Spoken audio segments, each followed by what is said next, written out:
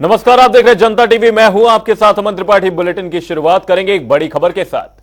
बड़ी खबर, बड़ी जानकारी सामने इस वक्त। ये बड़ी खबर आपको बता दें, सीएम सुक्खू आज एक दिवसीय दौरे पर हैं। आपको बता दें, सीएम सुक्खू का दौरा प्रस्तावित है। आज 12:30 बजे ऊना पहुंचेंगे, वहीं विशाल जनसभा को संबोधित करेंगे सीएम सुक्खू। इस वक्त ये बड़ी खबर, बड़ी जानकारी। सीएम का यह दौरा काफी अहम माना जा रहा है। वहीं इस दौरान कई बड़ी योजनाओं का सीएम सुक्खू उद्घाटन करेंगे। वहीं बाढ़ प्रभावितों को आर्थिक राहत प्रदान करेंगे। वहीं स्कूली छात्रों को लैपटॉप भेंट करेंगे। वहीं ऊना में सीएम का जोरदार स्वागत किया जाएगा। ऊना के पूर्व विधायक सतपाल सिंह स्वागत करेंगे। वहीं राजदादा के नेतृत्व में कांग्रेस कार्यकर्ता मौजूद रहेंगे। इसी खबर पर हमारे संवाददाता पंकज हमारे साथ जुड़े हैं। पंकज, आपसे जानना चाहेंगे, सीएम सुक्खू का एक दिवसीय दौरा काफी अहम माना जा रहा है। क्या कुछ बड़ी बातें रहने वाली हैं इस दौरान? जी बिल्कुल, मैं आपको बता दूं कि जब से प्रदेश के मुख्यमंत्री सुखविंदर सिंह सुक्खू ने अपने हाथों में कमान रखा, उसके बाद ये औपचारिक तौर पर अगर देखा जाए तो ये पहला दौरा है। लेकिन इससे पहले 2 फरवरी को बाबा बाल जी जो राष्ट्रीय संत है, वहां पर ये जो है वो पहुंचे थे। पर वो दौरा था सिर्फ 2 घंटों का, सिर्फ दर्शन करने के लिए आए थे। पर लेकिन आज का दौरा इसलिए ऐतिहासिक माना जा रहा है क्योंकि पहली बार लगभग 1 वर्ष भी जो है वो सरकार का पूरा होने जा रहा है। और यहाँ पर एक बड़ी जनसभा रखी है जिसमें प्रदेश के उप मुख्यमंत्री मुकेश के नेतृत्व, साथ में स्थानीय जो विधायक हैं यहाँ से, चाहे वो चैतन्य शर्मा हो, सुदर्शन बबलू हो, देवेंद्र भुट्टो हो, तमाम कांग्रेस के जो बड़े लीडर है वो यहाँ पर आएंगे। और पूर्व विधायक सतपाल सिंह राजदादा जो कि ऊना सदर से विधायक है, उनकी अगुवाई में यहाँ पर उनका स्वागत होगा। लगभग 12:30 बजे के करीब झलेरा पुलिस लाइन में जो है इनका हेलीकॉप्टर लैंड करेगा। उसके बाद विश्राम गृह में चाय के उपरांत ये बड़ी जनसभा को लगभग 12:30 और 1 बजे के बीच जो है वो संबोधित करने पहुंच रहे हैं। और बड़ी जो बात इसमें देखने को है कि एक बड़ा जो पैकेज है ऊना के लिए, ऊना को कुछ नई योजनाएं जो है वो मिल सकती है। और साथ में जो पेयजल योजनाएं हैं लगभग 5 के करीब, उनका भी यहाँ पर शिलान्यास जो है वो आज किया जाएगा। वहीं पंकज, आपसे जानना चाहेंगे, इस दौरान सीएम सुक्खू का आपने बताया दूसरी बार ऊना का दौरा है। आगामी चुनावों को भी ध्यान में रखते हुए जिस तरीके से इनके दौरे प्रस्तावित हैं, किस तरीके से जनता में उत्साह देखा जा रहा है? क्योंकि आज छात्रों को भी लैपटॉप वितरित किया जाना है। विशाल जनसभा को इस दौरान संबोधित करेंगे और भी कई कार्यक्रम इस दौरान प्रस्तावित है। बिल्कुल, निश्चित तौर पर कहीं ना कहीं 2024 का बिगुल जो है वो ऊना से ही मुझे लगता है कि बजने जा रहा है। क्योंकि जिस लेवल का ये प्रोग्राम देखने को मिल रहा है, किस प्रकार से ऊना नगर को, ऊना शहर को पूरी तरह से कांग्रेसी रंग में जो है वो रंग दिया गया है। हर जगह झंडियां, होर्डिंग, बैनर जो है स्थानीय लीडर्स ने लगवाए हैं।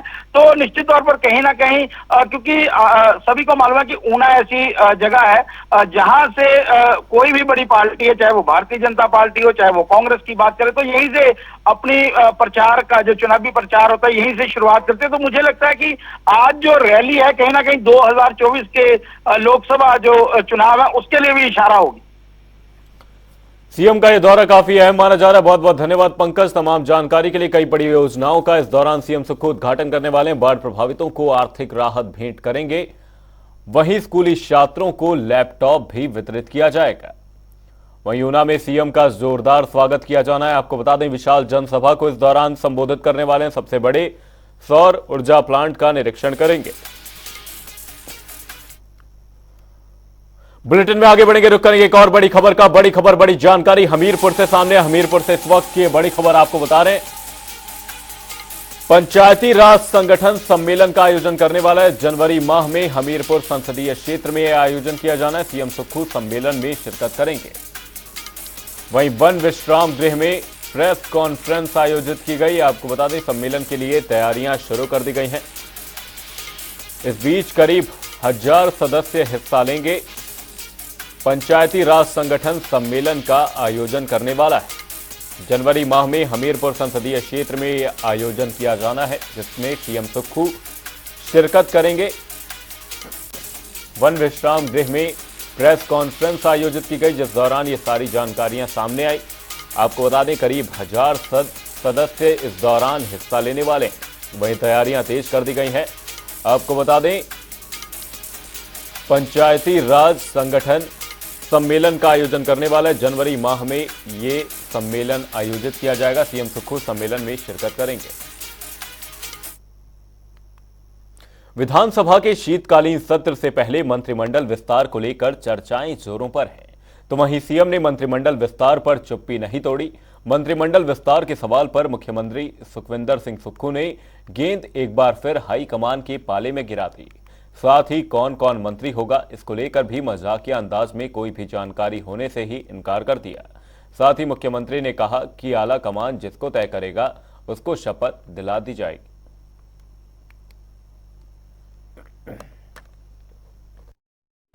मामले में हमने पुलिस विभाग को दिशा निर्देश दिए हैं। आप देख रहे होंगे कि आए दिन हमारे लोग हर जगह छापेमारी कर रहे हैं, चिट्टा पकड़ा जा रहा है। सख्त निर्देश दिए गए हैं और इसके लिए अब स्पेशल कमांडो फोर्स की हम भर्ती करने जा रहे हैं।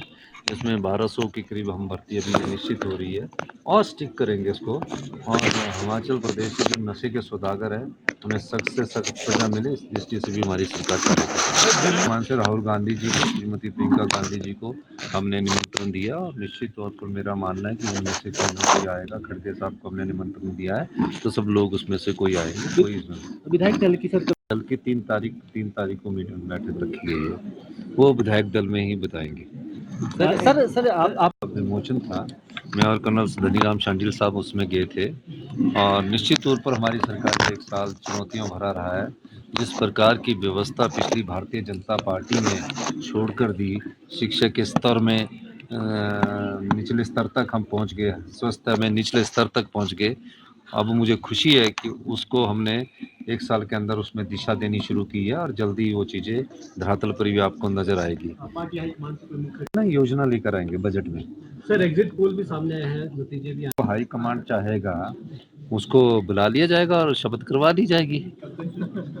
ये जैसे ही मुझे पता लगेगा मैं आपको उस दिन बता दूंगा। धन्यवाद। हिमाचल प्रदेश की कैबिनेट बैठक में कई मुद्दों को स्वीकृति प्रदान की गई। इस दौरान पुलिस विभाग में 30% आरक्षण महिलाओं को प्रदान किया गया और कांस्टेबल के 1226 पदों को भरने के लिए संशोधित स्वीकृति प्रदान की गई। मुख्यमंत्री सुखाश्रय योजना में राज्य के प्रत्येक अनाथ बच्चों को 27 वर्ष की आयु तक 4,000 रुपए प्रतिमाह और जेब खर्च प्रदान करने के प्रावधान को जोड़ने की मंजूरी दी गई। साथ ही प्रदेश में 40 नए शहरी स्वास्थ्य और वेलनेस सेंटर खोलने का फैसला किया गया।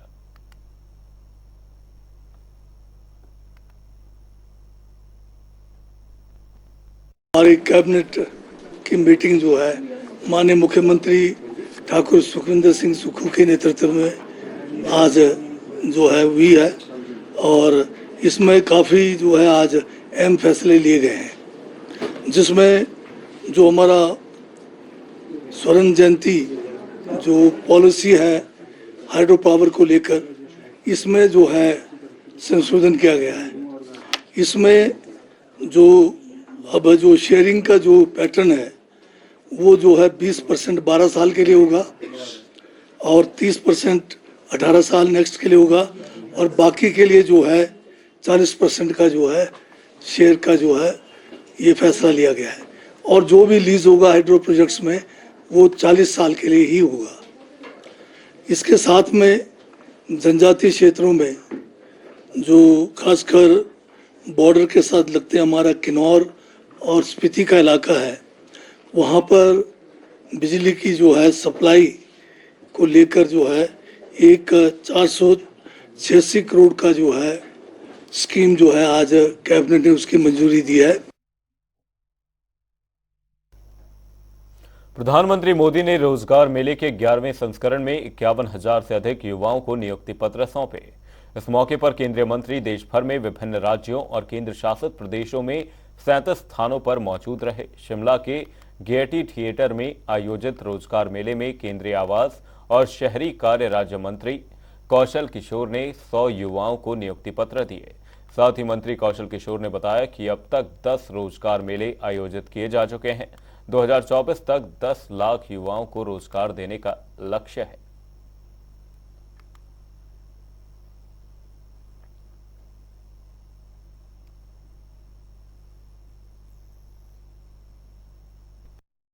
शिमला में हमारे बीच में चीफ कमिश्नर हैं इनकम टैक्स श्रीमती रेखा शुक्ला जी और आयुक्त सुनील जी के नेतृत्व में यहाँ पर मेरे द्वारा, हम लोगों के द्वारा भी 25 लोगों को नियुक्ति पत्र बांटे गए हैं और पूरे देश के अंदर 51,000 नियुक्ति पत्र रोजगार मेले के तहत बांटे गए हैं, जो अब मिलाकर के 10 लाख लोगों को रोजगार देना था प्रधानमंत्री जी को, तो उसमें काफ़ी निकट उसके पहुंच गए हैं। ये रोजगार मेला लोगों को रोजगार देने का काम कर रहा है। आदरणीय प्रधानमंत्री जी द्वारा विकसित भारत, आत्मनिर्भर भारत, विकसित परिवार, आत्मनिर्भर परिवार के तहत ये रोजगार मेले लगाए जा रहे हैं। हिमाचल प्रदेश में नगर निगम में मेयर और डिप्टी मेयर के चुनाव में विधायकों को वोटिंग राइट देने को लेकर प्रदेश सरकार के फैसले पर सियासत जारी है। वर्तमान कांग्रेस सरकार के इस फैसले को लेकर कांग्रेस और बीजेपी के बीच जारी जंग अब हिमाचल प्रदेश के हाईकोर्ट तक पहुंच गई है।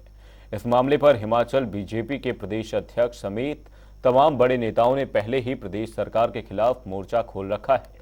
वहीं सुनवाई के बाद मामले में हाईकोर्ट ने सरकार से 4 हफ्तों में जवाब दायर करने के आदेश भी दे दिए हैं।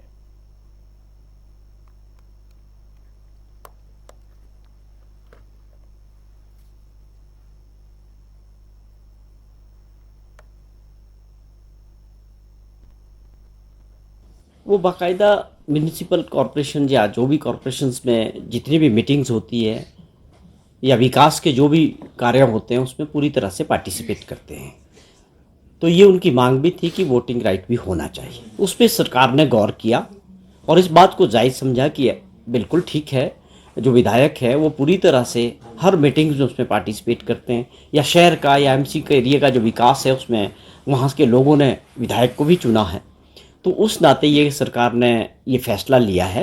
मैं समझता हूँ ये लोकतंत्र के लिए गलत नहीं बल्कि और हेल्दी हो गया कि एक और रिप्रेजेंटेटिव को जो जनता का चुना हुआ नुमाइंदा है उनको भी इसमें भाग लेने का जो फैसला लिया सरकार ने वो सही है। किसी नियम से चलती है, किसी रूल से चलती है और जब मर्जी जिस प्रकार से रूल को और बदल लिया जाए, ये सरेआम लोकतंत्र की हत्या है। माननीय विधायक अगर उसको वोटिंग राइट है तो फिर माननीय विधायक कॉरपोरेशन का मेयर भी बन सकता है। फिर अंतर क्या रह गया जो चुना हुआ काउंसलर है और जो माननीय विधायक है।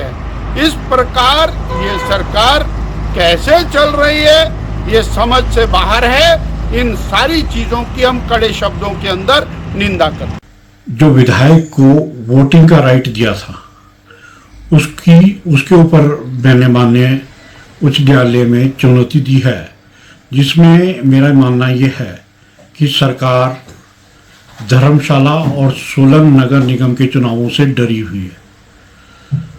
सोलन उन्हें नजर आ रहा है खिसक रहा है और धर्मशाला को वो भाजपा से खोसना चाह रहे हैं। और मैं आपको बताना चाहता हूं, ना तो उन्हें सोलन में कामयाबी मिलेगी ना उन्हें धर्मशाला में कामयाबी मिलेगी।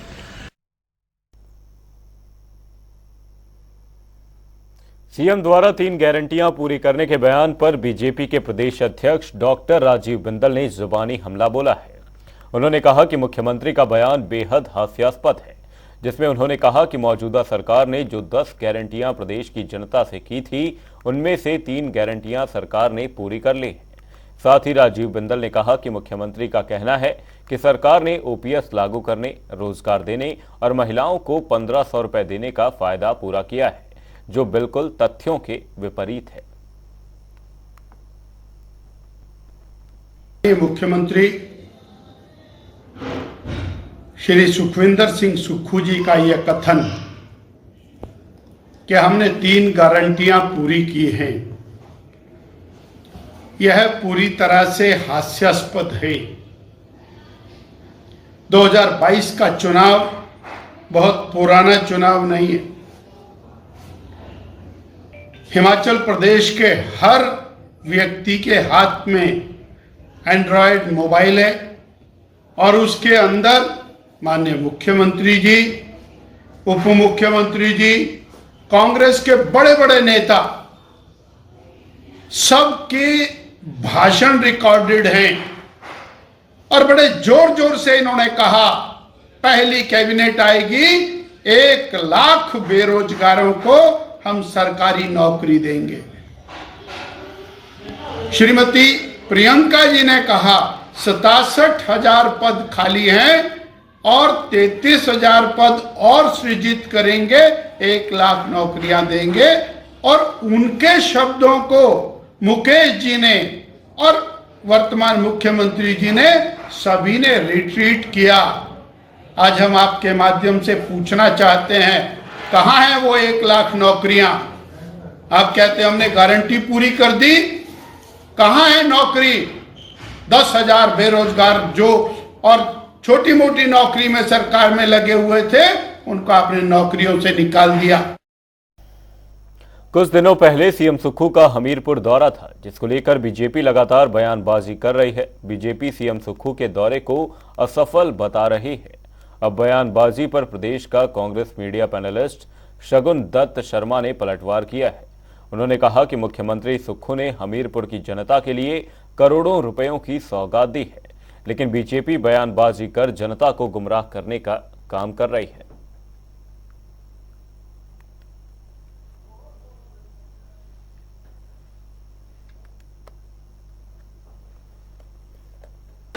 देखिए, भारतीय जनता पार्टी का जो संगठन है वो जिला हमीरपुर में इतना हताश है क्योंकि पिछले लगभग 30-40 वर्षों के बाद ऐसा हुआ है कि हमीरपुर जिला में भारतीय जनता पार्टी की 0 सीट जो है वो इस समय है। तो इस वजह से भारतीय जनता पार्टी के जो नेता हैं और जो उनका कैडर है वो बिल्कुल हताश हो गया है और इस तरह अपनी राजनीति चमकाने के लिए जो है वो बहुत से बयानवीर मैं देख रहा हूं मीडिया के माध्यम से जो है वो माननीय मुख्यमंत्री के दौरे के बाद निकल कर आए। अगर मुख्यमंत्री जी के इस दौरे के ऊपर ध्यान दिया जाए तो आपने देखा कि किस तरह से जो आपदा से प्रभावित लोग थे उनको स्वयं मुख्यमंत्री ने आकर जो है वो यहाँ पे सहायता प्रदान की। उसके अलावा जो हमारे सुख आश्रय कोष के अंदर जिन बच्चों को सहायता मिलनी है उनको उसके सर्टिफिकेट जो है वो वितरित किए गए। सीएम सुक्खू ने सोलन में 1 दिवसीय दौरा किया, जिस दौरान उन्होंने शिक्षा के क्षेत्र में अपना बेहतरीन प्रदर्शन दे रहे 24 मेधावी छात्रों को लैपटॉप देकर सम्मानित किया। तो वहीं जब स्कूल के बच्चों से इस बारे में बात की गई तो उनका कहना है कि हमें बहुत खुशी है कि प्रदेश के मुख्यमंत्री ने हमें सम्मानित किया और हमें जो सम्मान प्राप्त हुआ है उसका श्रेय हम अपने गुरुओं और माता पिता को देते हैं। उन्हीं की मेहनत से यह सम्मान हमें प्राप्त हुआ है। हमने 5 कंस्टिट्यूंसी से 4-5 बच्चे रैंडमली हमने सेलेक्ट किए हैं। उसमें 24 बच्चे हैं हमारे जिनको आज हम ये सिंबॉलिक टोकन के रूप में हमारे माननीय सीएम साहब के हाथों से इनको हम सम्मानित कर रहे हैं। और इसके बाद वैसे पूरे जिला में हमारे पास 641 मेरिटोरियस बच्चे हैं जिनको ये टैबलेट्स इनको जो है वो डिस्ट्रीब्यूट होनी है। तो इसके बाद हम कंस्टिट्यूंसी वाइज जो है जो बाकी बच्चे हैं हम स्थानीय विधायक और मंत्री जी से समय लेकर के उनके कर कमलों द्वारा जो है उन बच्चों को शेष बच्चों को जो वहाँ पे अलग अलग कंस्टिट्यूंसी जो वेन्यूज हम डिसाइड करेंगे और उसमें हम जो है उनको सम्मानित करेंगे। पुलिस मैदान धर्मशाला में आयोजित 3 दिवसीय 52वीं हिमाचल प्रदेश पुलिस स्पोर्ट्स और ड्यूटी मीट का समापन हो गया। इस मौके पर विधानसभा अध्यक्ष कुलदीप पठानिया बतौर मुख्य अतिथि शामिल हुए और प्रतियोगिता में विजेता टीमों और खिलाड़ियों को सम्मानित किया। 3 दिनों तक चली इस पुलिस स्पोर्ट्स और ड्यूटी मीट में 20 तरह की खेल गतिविधियों का आयोजन हुआ, जिसमें सेंट्रल रेंज का दबदबा रहा। वहीं उत्तरी रेंज से कांस्टेबल दिनेश कुमार पुरुष वर्ग में, जबकि सेंट्रल यूनिट की लांस नायिका रजनी पठानिया बेस्ट महिला एथलीट बनी। मुझे प्रसन्नता है कि 52nd police sports and duty meet Dharamshala के समापन समारोह में मुझे आने का मौका मिला। मैं आभारी हूँ पुलिस पर्सोनल के सभी अधिकारियों का और विशेष रूप से माननीय मुख्यमंत्री जी का कि जिन्होंने, क्योंकि generally it is closed by the chief minister, opened by the his highness governor, लेकिन वो थोड़ा व्यस्त थे, इस वजह से this job was assign to me और मैं यहाँ आया और स्पोर्ट मीट के जो कंपटीशन हुआ यहाँ पर और जो विजेता थे उनको हमने ट्रॉफीज़ वगैरह दी है और एक अच्छा इवेंट हिमाचल पुलिस के द्वारा यहाँ ऑर्गेनाइज हुआ है। बुलेटिन में फिलहाल के लिए सिर्फ इतना ही। जयगा नहीं, जनता टीवी पर खबरों का सिलसिला रहेगा जारी। तब तक के लिए नमस्कार।